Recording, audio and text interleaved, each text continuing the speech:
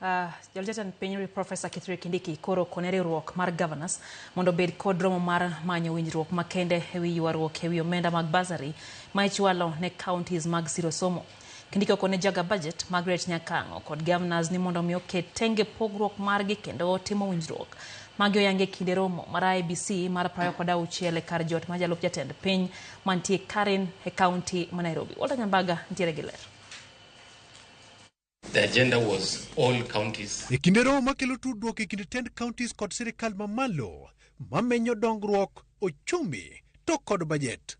Ka majalup jatend piny Kithure Kindiki okone Jagaa bajet Margaret Nyakang'o kod riwruok mar gavanas mondo oket tenge ywarruok manie kindgi kendo manyo kaka inyalo los wach omenda masiro somo michwalo ne counties motisi ni bursaries. Matimore kinde ma gavanas osebedo ka wuok palawanga kod Jagaa bajet Margaret Nyakang'o mane odiyo ne gavanas do fuko witiyo kod pesa makamano. It is normal for us to have differences of opinion on a matter. What is not normal is to attack each other or to be confrontational. I know we have some differences of opinion around the issue of education support by county governments, which is part of today's agenda, and I'm sure will find some consensus around the issue one way or the other. Romono uyango ni romo makende biro bede kinde migawo mar omenda papacho ka machielo mar somo to kod riwruok mar gavanas mondo bed kod twak kod Nyakang'o ewi kaka omenda mag bursaries masiro somo ibiro ng'ingo mondo kony jopuonjre. For the earliest opportunity next week, where we can convene the various actors, mainly county governments and parliamentary leadership, to resolve the issue of county government's additional allocations bill.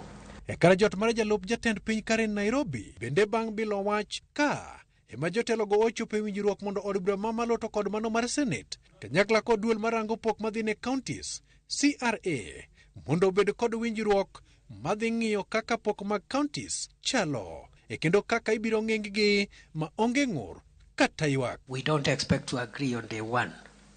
And the purpose, therefore, of today's meeting is to try building consensus, even as we approach the next financial year, on how to share the revenue between the two levels of government.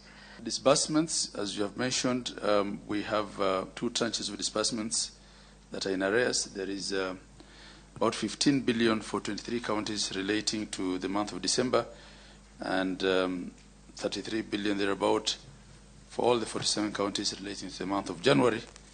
I'm hoping that the CS Treasury will discuss that.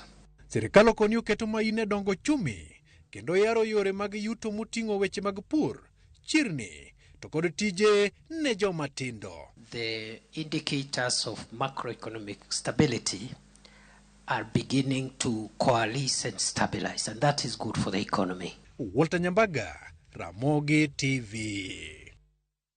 Kwa mano kanyo en romo mar IBEC, mano kanyo Intergovernmental Budget and Economic Council.